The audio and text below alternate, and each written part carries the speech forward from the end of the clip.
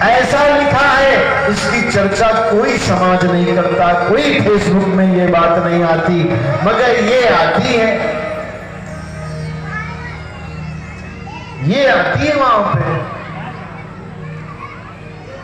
उसमें लिखा है ब्राह्मण यदि कोई पाप करता है उसको दंड ज्यादा है, क्षत्रिय करता है उसको उससे ब्राह्मण से थोड़ा कम है, वैश्य करता है उसको थोड़ा कम है, और जो शूद्र करता है उसको और सबसे ज्यादा कम है।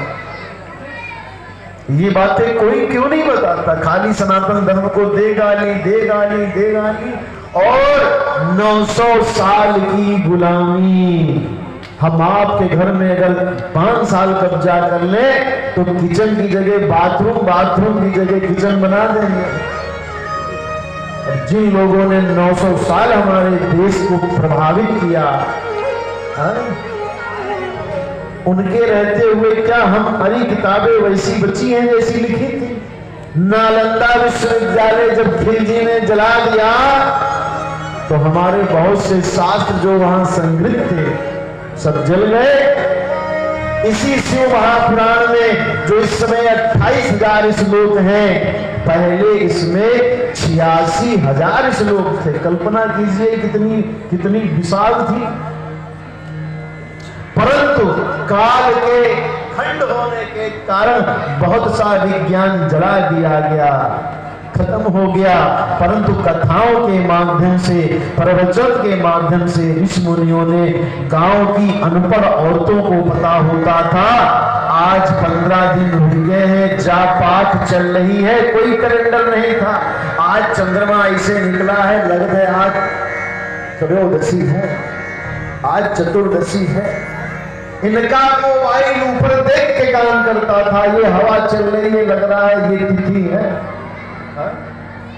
पेड़ के नीचे बैठ के बता देती थी। आज भी गांव की औरतें 2 बजा होगा, और बगल वाले से पूछो भैया कितना घड़ी बजा है, तो कहता हाँ 2 बजा है, तो वो कहती हैं 2 बजे धूप इधर आ जाती है।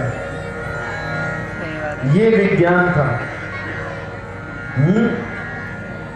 और हम लोग अब जब प्रकृति से दूर होते चले गए तो कहां चले गए? गर्त में चले गए। आयु घट गई, 33 साल, 35 साल, 10 साल में हार्ट अटैक पड़ने लगे। हम अपने बच्चों को पिज्जा खिला के पिज्जा दिए, पिज्जा बना दिए। बर्गर खाओ फिर बर्गर हो जाओ, ऐसे शब्द हैं। बादाम, काजू, पिस्ता, गाय का दूध, ठंडाई, ये सब तो चली है। कूड़ा करकट बच्चों को खिलाते हैं। अरे सोचो, बच्चों की आयु आपको बढ़ानी है या बच्चों को मार देना है? तो माता पिता कहते पिता हमारा जी मानता नहीं है, मारो, डंडा चलाओ, मारो इसको। मानेगा कैसे नहीं? शासन और सत्ता परिवार भी शक्ति के अधीन चलता है। अगर आप शक्ति नहीं करेंगे तो बच्चे आपके बिगड़ जाएंगे। लाड प्यार से बच्चे बिगड़ते हैं। बोलिए चंद्रमौली भगवान की जय। भगवान शिव ने इस प्रकार से भांति भांति उपदेश दिया कि देवी अपने ज्योतिष विद्या के अनुसार बताता हूं, जिन स्त्रियों के दांत थोड़े दूर दूर होते हैं वे चालाक प्रवृत्ति की, परम बुद्धिमान, सामने वाले को वशीभूत करने वाली होती है, अपनी वाणी से उनको जीत लेने वाली होती है। बैठ जाए। भगवान शिव ने कहा देवी, जिन स्त्री के आगे के दांत अंदर को झुके होते हैं उनके मन की बात जानना असंभव होता है।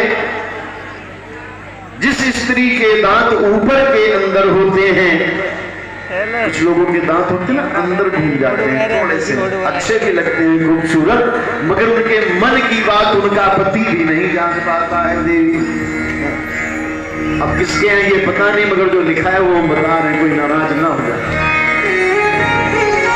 फिर कहते हैं देवी, जिस स्त्री के दांत समान होते हैं, एक आकार में होते हैं, मोतियों से चमकते हैं, वो श्री बढ़ाने वाली, पति की सेवा करने वाली होती है।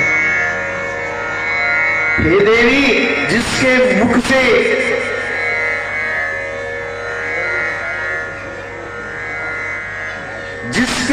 से कनेर के पुष्प की खुशबू आती है, वो कतवीर नाम के पुत्रों की माता बनती है।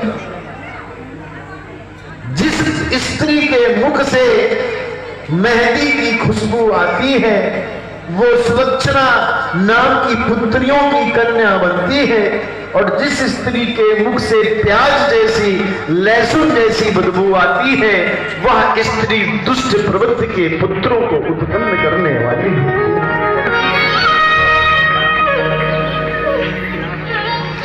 जमीन देख करके अंदाजा लगा लिया जाता है कि इसमें वृक्ष कौन कौन से लगे हैं। इसीलिए कहा जाता है कि सिंगने को सिंह ही होता है और बकरी को बकरा ही पैदा होता है। विशाल भुजदंड वाले पुत्रों को उत्पन्न करने वाली माता के मुख से शहद की खुशबू आती है। आजकल तो टीवी पे एडवर्टाइजमेंट आता है कोलगेट की खुशबू। बिगड़ी बात को बना दे कोलगेट की खुशबू। परंतु वो कह रहे हैं जिसके मुख से शहद की नेचुरल खुशबू आती है। तो पुराने समय में लोग बबूल की दतून करते थे, नीम की करते थे, ऐसे ऐसे वृक्षों की नीम की करते थे। उससे मसूड़े कटते नहीं थे, पैरिया होती नहीं थी। और वृक्ष से क्या होता है, मसूड़े कट जाते, पैरिया हो जाती, फिर बदबू आने लगती। तो कैसी करनी चाहिए, नीम की दतून ना हो तो वृक्ष का बहुत धीमे से इस्तेमाल करना चाहिए, बहुत खड़बड़ाना नहीं चाहिए। अपना मुंह समझकर मंजन करना चाहिए। ये नहीं है कि दूसरे का मुंह समझकर छेड़ डालो अंदर अंदर। और हो सके तो बीच की उंगली से मंजन करना चाहिए। भगवान शिव कह रहे हैं जो स्त्री दही से स्नान करती है शुक्रवार को, उसके घर में शुक्र ग्रह मजबूत होता है, उसके गर्भ की बीमारियां दूर होती हैं और उसको अपने पति के साथ शुक्र ग्रह के द्वारा प्रेषित कर्म करने में आनंद आता है। उसका गर्भ श्रेष्ठ होता है, संतान को रुकने की संभावना होती है। जो पुरुष शुक्रवार को गाय के दही से स्नान करता है, मुल्तानी मिट्टी लगाता है, उसके शरीर से 1,00,000 प्रकार के कीटाणु नष्ट हो जाते हैं। साबुन से नहीं, मुल्तानी मिट्टी से। और वो सस्ती है, मगर हम लोग क्या करेंगे, जो टीवी पे एडवर्टाइजमेंट आ जाए बस वही अच्छा है। दूध से स्नान करने वाली स्त्रियों का देह गौर वर्ण का हो जाता है। शिव जी कह रहे हैं स्त्रियों को दूध से स्नान करना चाहिए। तभी पुराने जमाने में आशीर्वाद देते थे, दूधो नहाओ और पूतो फलो। तो हम भी सोचते थे बचपन में दूध से कौन नहाता है, दूध वाला आशीर्वाद क्यों दिया जाता है। जब पढ़ा तो पता चला शिव जी कह रहे हैं अपनी पत्नी को दूध से नहलाओ। पीने का है नहीं, नहलाओगे कहां से, गाय पालनी पड़ेगी ना। सांवली पत्नी मिल जाए, गोरी करनी हो तो प्रत्येक दिन प्रातः काल उसे दूध से नहलाओ। 5-6 महीने में हो सकता है गोरी हो जाए, ट्राई किया नहीं है। और जिस मनुष्य का बृहस्पति ग्रह खराब हो वो जल में हल्दी को डाल करके स्नान करे। जिसका शनि खराब हो वो जल में काला तिल डाल करके स्नान करे।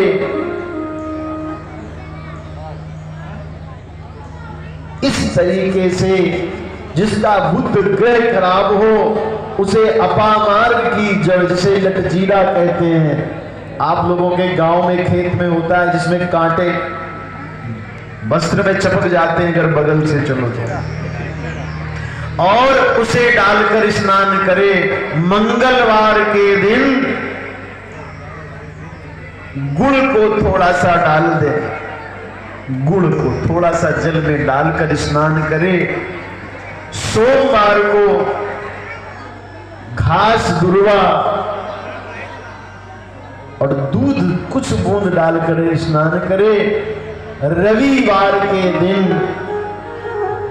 लाल रंग के गुड़हल के फूलों को या अन्य लाल रंग के फूलों को पानी में डालकर स्नान करने से इन ग्रहों की बाधाएं या दोष धीरे धीरे नष्ट हो जाते हैं।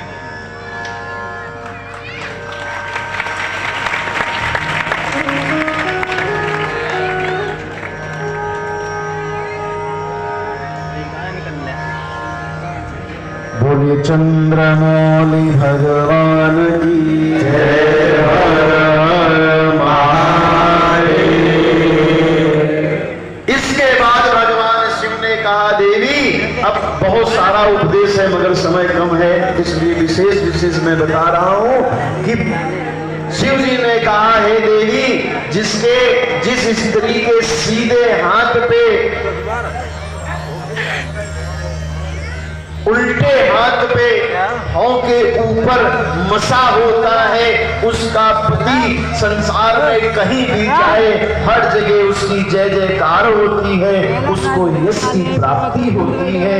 जिस स्त्री के आंख के नीचे मसा होता है वो जिंदगी भर रोती रहती है, और जिस स्त्री के नाक पे मसा होता है वो सबके ऊपर नाक पर खुद चढ़ी रहती है, और जिसके ऊंट के नीचे तिल होता है वो कामाचारी होती है, जिसके ऊंट के ऊपर होता है वह ऐश्वर्य से जीवन जीने वाली होती है, जिसकी नाभि में तिल होता है वो सुंदर भोजन खाने वाली, धन का संग्रह करने वाली, जिसके स्तन में तिल होता है वो प्रथम पुत्र को जन्म देने वाली होती है, और जिसकी पीठ में तिल होता है वो दुख उठाने वाली, रोग भोगने वाली होती है, जिसकी जान में तिल होता है वो पति को प्यारी लगने वाली होती है, और जिसके तलवे में तिल होता है वो बहुत सफर करने वाली होती है, जिसकी जवान में तिल होता है वो भविष्यवाणी करने वाली होती है, जिसके थोड़ी में तिल होता है वो सब पे शासन करने वाली होती है, जिसके कान में तिल होता है वो अच्छा मधुर सम्मान से देखने वाली होती है, जिसके नितंब में तिल होता है वो सुंदर आसन सिंहासन में राजा की पत्नी बनने का उसमें योग होता है, और जिसके चलते समय पांव से कट कट की आवाज आती हो, चलते समय धूल उड़ती हो, वो कन्या वो स्त्री जिसके भी घर जाती है उसे दरिद्र बना देती है। इसलिए जिसका पेट बड़ा हो जाए, हाथ दक्षिण की तरफ घूमे हुए हो, स्तन एक समान ना हो करके दाएं और बाएं भागने जैसे लगते हो, ऐसी कन्या दारिद्र योग देने वाली होती है, जिसकी कमर पतली होती है, नितंब बड़े जंघाएं बड़ी हो और चलने में एक पग के आगे एक पग रखती हो, वो साक्षात लक्ष्मी मां के समान होती है, और जिसके घर पे आती है उसका घर ऐश्वर्यों से भर देती है, भर देती है।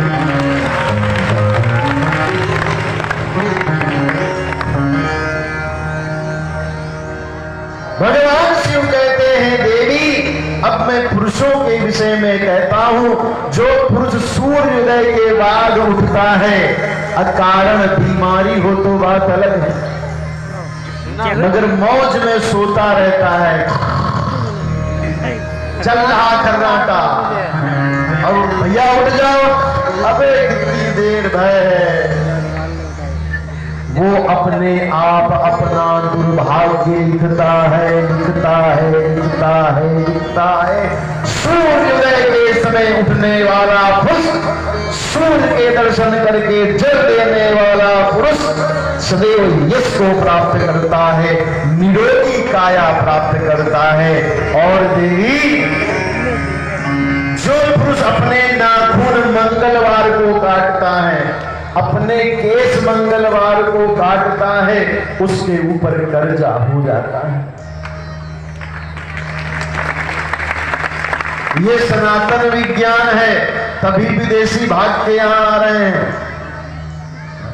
विजय माल्या ने भी खूब अपने बाल मंगलवार को काटे, खूब कटवाए। धर्म को मानते नहीं थे, लोन लिया, सब डूब गया, चला गया। आप मेहनत कीजिए, धर्म की शरण में रहिए। धीरू भाई अंबानी को जो हिंदुस्तान का बहुत बड़ा धनवान कहते हैं, इन्होंने अपने घर में श्री लक्ष्मी नारायण मंदिर बहुत अच्छा बनवा रखा और बहुत सारे ब्राह्मण वहां पर जाकर श्री सूक्त ऋषि के पाठ करते हैं। उनका ऐसा परिवार है जो धर्म के साथ रात चलता है और व्यापार भी करता है, परंतु उन्होंने कभी धर्म का मजाक नहीं उड़ाया, धर्म का कभी त्याग नहीं किया। मैं भारत में ऐसे बड़े बड़े पूंजीपतियों के घर देखता हूँ जहाँ नित्य देवी का पाठ होता है, ब्राह्मण का सम्मान होता है, उनकी खूब फैक्ट्रियां चल रही, खूब नाम हो रहा है, खूब लोगों को लक्ष्मी नारायण बनकर नौकरी दे रहे, भोजन पानी दे रहे। क्यों दे रहे? क्योंकि धर्म के साथ वो चल रहे हैं। मेरे जीवन में एक घटना हुई, किसी ने मुझसे झूठ बोल करके मेरे साथ एक व्यवहार गलत किया, तो मेरे भक्त ने कहा क्या है गुरुजी वो आपके साथ ऐसा कर रहा है, आप कुछ बोल नहीं रहे हो। तो हमने कहा कि हम बोल इसलिए नहीं रहे कि हम ये सोच रहे हैं कि भगवान शिव जब तक बोले तब तक ठीक है, हम क्यों बोले, अभी उनको बोलने दो, उन पे विश्वास रखो।